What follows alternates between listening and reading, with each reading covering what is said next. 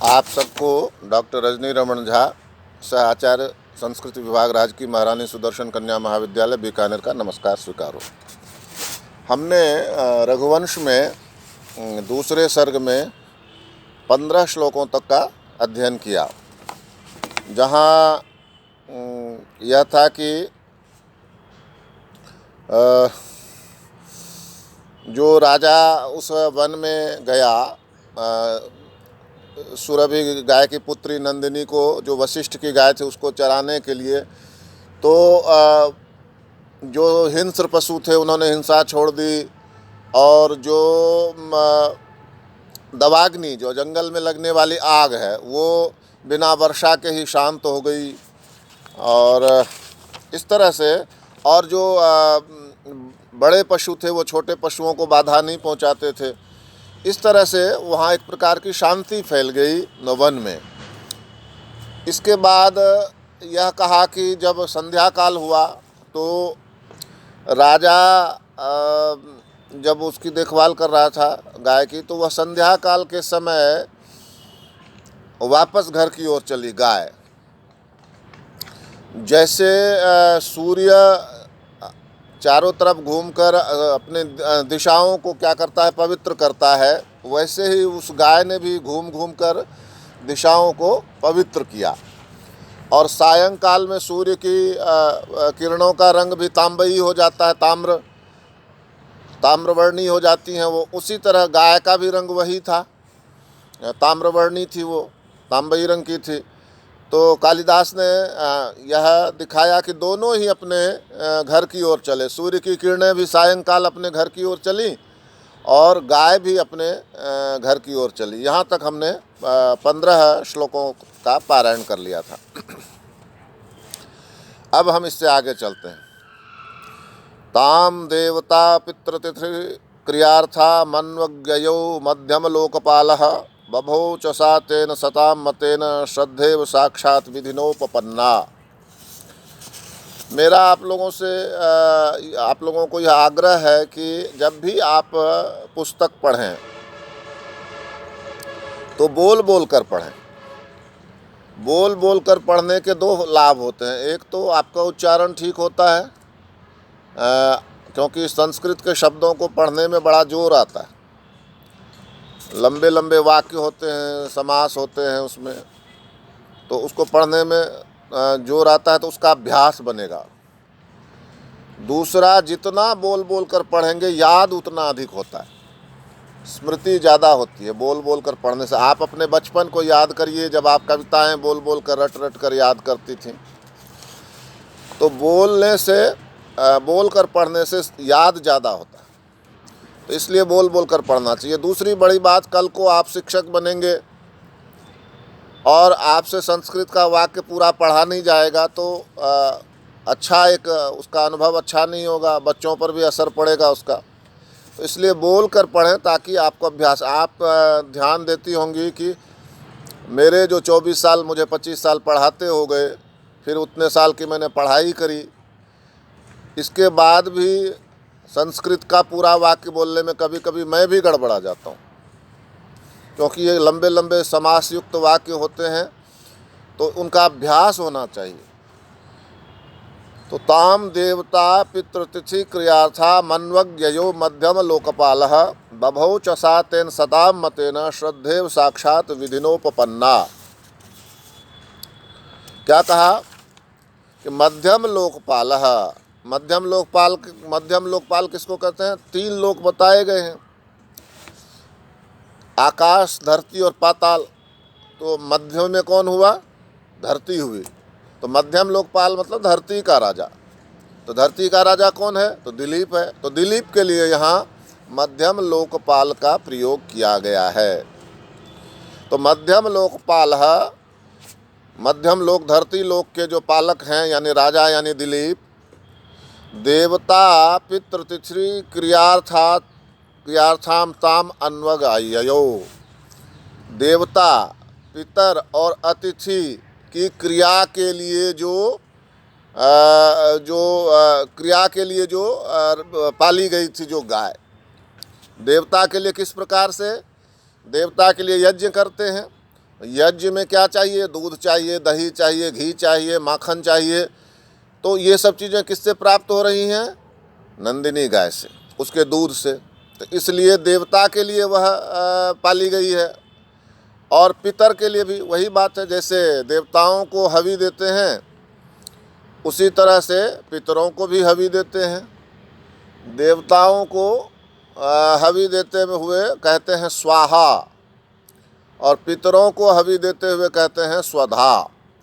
स्वाहा स्वधा, इंद्राय स्वाहा, पितृभ्यः पितृभ्यः स्वधा। स्वधा, ये बस इतना सा ही अंतर है, बाकी हवि दोनों को एक जैसे ही देते हैं। तो देवताओं के लिए भी वह पाली गई थी और पितरों के लिए भी वह पाली गई थी। और इसके अलावा क्या कहते हैं? अतिथि क्रियार्थ। अतिथि भी जो आएंगे, आश्रम में अतिथि आएंगे, भोजन पानी होगा उनका, दूध दिया जाएगा, दही दिया जाएगा, घी दिया जाएगा, मक्खन दिया जाएगा। तो अतिथियों के लिए भी वह गाय पाली गई थी। तो ऐसी उस गाय के ताम अन्वग ययो, उसके पीछे पीछे राजा दिलीप चला। जब वो घर की ओर चलने लगी तो राजा दिलीप उसके पीछे पीछे चला। साच सताम मतेन तेन उपपन्ना, और वह नंदिनी भी सज्जनों के द्वारा पूज्यमान उस राजा से, राजा भी कोई छोटा मोटा राजा नहीं था, दिलीप जैसा चक्रवर्ती सम्राट, भगवान राम के पूर्वज थे दिलीप, इक्ष्वाकु वंश के। तो उस सज्जनों के द्वारा पूजित राजा जिसका अनुसरण कर रहा था, यानी जिसके पीछे पीछे चल रहा था, वो कौन थी? नंदिनी गाय थी। तो वह भी नंदिनी गाय भी सताम मतेन, सज्जनों के द्वारा पूजित, तेन, उस राजा दिलीप से उपपन्ना, संपन्न थी, यानी वह उसके साथ साथ था दिलीप। तो कैसे लग रही थी? जैसे विधिना साक्षात श्रद्धा इव बभौ, जैसे श्रद्धा हो साक्षात, और जो विधिना, विधि के साथ युक्त हो, ऐसी वह शोभायमान हो रही थी। श्रद्धा, हमारी किसी वस्तु में श्रद्धा होती है, ठीक है, कोई दिक्कत नहीं है, लेकिन अगर वह विधि के साथ मिल जाए, जैसे मान लीजिए आपकी श्रद्धा है कि मैं शिव की पूजा करूं, किसी की श्रद्धा है कि मैं विष्णु की पूजा करूं, किसी की श्रद्धा है मैं पूजा करूं ही नहीं, मैं तो अपने काम में खुश हूं। लेकिन जिसकी श्रद्धा, जो कहता है कि मेरी श्रद्धा नहीं है, मान लीजिए विष्णु में श्रद्धा नहीं है, शिव में श्रद्धा नहीं है, भगवती में श्रद्धा नहीं है, किसी भी देवी देवता में उसकी श्रद्धा नहीं, कोई दिक्कत नहीं, कहीं तो उसकी श्रद्धा होगी। उसकी श्रद्धा मान लीजिए मानवता में है, उसकी श्रद्धा मान लीजिए सेवा में है, उसकी श्रद्धा मान लीजिए अपने परिवार को अच्छी तरह से पालने पोषने में है, किसी भी चीज़ में, लेकिन व्यक्ति की श्रद्धा होती ही है। श्रद्धा नहीं होने का कोई कारण नहीं है। श्रद्धा नहीं होगी तो मनुष्य जी नहीं सकेगा। मनुष्य, श्रद्धा कहते हैं श्रत, हृदय से, धा मतलब धारण करना, हृदय से जिस चीज़ को आपने धारण किया है उसको श्रद्धा कहते हैं। तो श्रद्धा तब और शोभायमान हो जाती है जब उसके साथ विधि है। विधि है मतलब नियम है। मान लीजिए मैं एक शिक्षक हूँ, मेरी श्रद्धा यही है, मेरी श्रद्धा वास्तव में क्या है? अध्ययन, अध्यापन। लेकिन मैं विधि का पालन नहीं करता, मैं समय से नहीं आता, मुझे पूरा पीरियड में आपका नहीं लेता, एक दिन छोड़ के दूसरे दिन पढ़ाता हूँ, मैं दूसरे कामों में लगा रहता हूँ, तो ये मेरी श्रद्धा जो है किसी काम की नहीं है। इसलिए श्रद्धा के साथ विधि, यानी यदि मैं अध्ययन अध्यापन करने वाला, कराने वाला हूँ, तो मुझे उसकी जो विधि है कि मुझे समय पर कॉलेज आना है, मुझे अपने पीरियड में समय पर क्लास में उपस्थित होना है, मुझे पढ़ के आना है, आपको पढ़ाना है, तो अब जो उसके लिए आवश्यक पुस्तक है, ब्लैक बोर्ड है, इन सब का उपयोग करना है। अभी जैसे नहीं हो रहा है तो मैं मोबाइल का उपयोग करके आप तक पहुंचा रहा हूं अपनी बात। तो ये विधि है, इसको विधि कहते हैं। तो श्रद्धा और विधि दोनों यदि मिल जाएं तो उसकी शोभा कुछ अलग हो जाती है। तो यहाँ यही बात कह रहे हैं, वो जो गाय है नंदिनी गाय, वह उस राजा दिलीप से युक्त है, यानी राजा दिलीप उसके पीछे पीछे आ रहा है, तो वह उसी प्रकार शोभा पा रही है जैसे श्रद्धा विधि के साथ, नियम कानून के साथ मिलकर शोभा पाती है। उसी तरह से वह शोभा पा रही थी। यह है इसका वास्तविक अर्थ। तो कालिदास अद्भुत अद्भुत बातें करते हैं। अब बताइए, किसी के ध्यान में इस तरह की बात आ सकती है कि गाय के पीछे राजा है तो गाय की कैसी शोभा हो रही है? तो यही कवि का बड़प्पन यही है कि वह ऐसी चीज़ें लाता है कि हम उसको स्वीकार करते हैं। श्रद्धा को न हम देखते हैं न हम विधि को देखते हैं, लेकिन उसका अनुभव करते हैं। उसी को इतना बढ़िया जोड़ दिया इससे कि श्रद्धा की शोभा कब होती है? जब वह विधि से संपन्न हो, नियम कानून से संपन्न हो। तो इस तरह से कवि जो है किसी बात को अधिक गहरा, अधिक मार्मिक, अधिक मारक, अधिक प्रहारक, अधिक सुंदर बनाता है। जो ऐसा करने में जितना सफल होता है वह उतना बड़ा कवि होता है। और कालिदास इस मामले में उनकी कोई बराबरी नहीं। अब आगे चलते हैं 17वें श्लोक पर। स पल्वलोत्तीर्ण वराह यूथा न्यावास वृक्षोन्मुख बर्हिणानि ययो मृगाध्यासित शाद्वलानि श्यामायमानानि वनानि पश्यन्।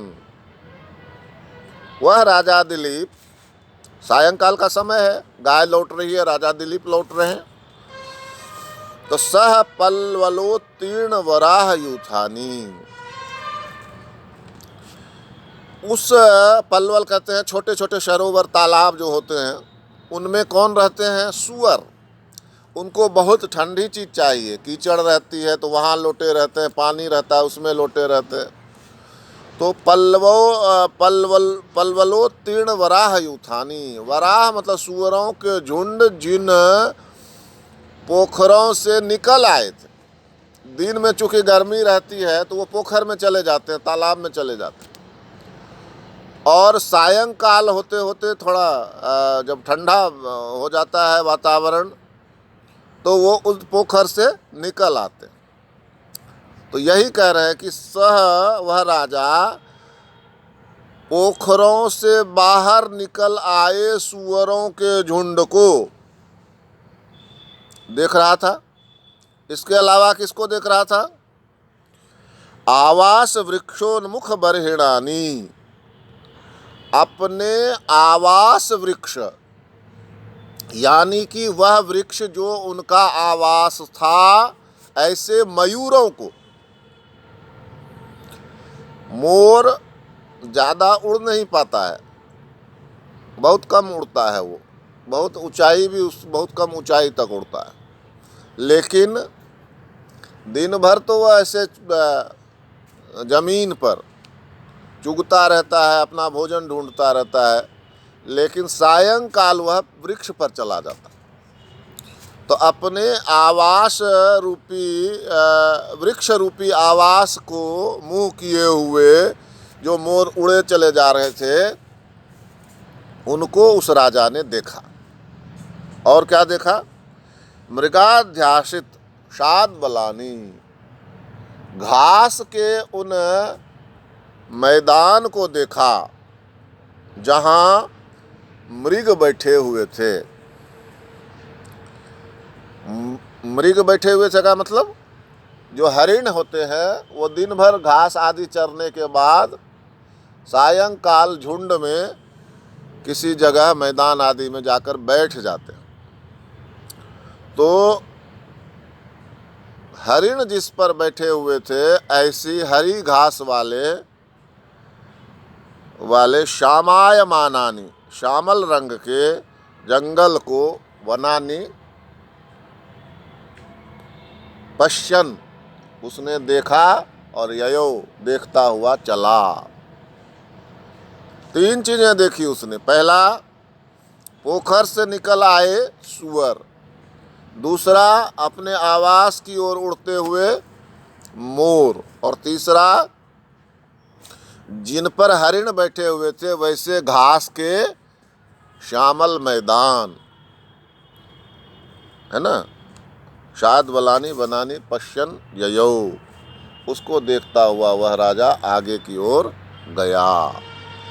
तो इस तरह से हमने थोड़ा ही आज 2 ही श्लोकों का अध्ययन हो पाया, लेकिन कुछ और बातें हमने सीखी, तो शेष अब आगे देखेंगे। धन्यवाद।